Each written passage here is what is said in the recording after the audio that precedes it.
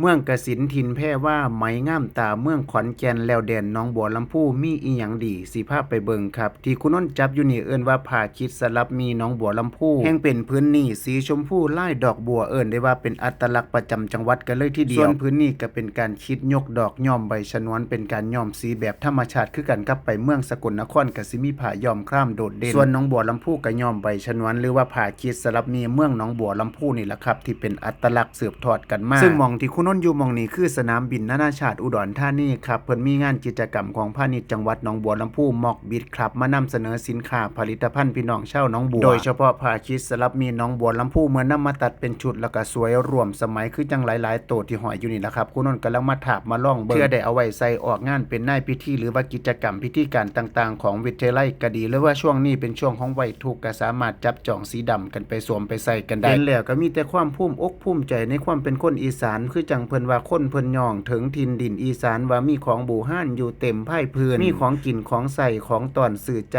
ปลากระไหลหลากน้ำหอยกุ้งอยู่ซุ่มเลาะตามคุ้มหลากหลายมอนไหมไทยเงินเฮาเพิ่นผ้าสืบไว้มีไม้คิดไม้ผ่าสลงค้ำมาใส่ไปเฮือนใดกระพอแพร่ผ่าพรถือสมัยตะกี้แต่ล่างเฮือนก็สิมีกีสุหลังพุ่นละเนาะครับซุมื้อนี้เฮาก็ต้องให้กำลังใจสร้างท่อผ่าผู้เพิ่นสืบนอแท่นแนวรักษาความประณีตนี่เอาไว้เช่นเดียวกันกับผ้าคิดสลับมีเมืองหนองบัวลำพูผู้ใดสิไปหน้ามาหลังก็ไปซื้อเป็นของฝากของตอนหรือใส่เองอยู่ที่สนามบินอุดรธานีหรือผลงานสร้างท้องถิ่นในเมืองหนองบัวก็ไปเยี่ยมไปยามฮอดหม่องฮอดบอนเพิ่นก็ได้คือกันเมืองน่าอยู่ผู้คนน่ารักครับ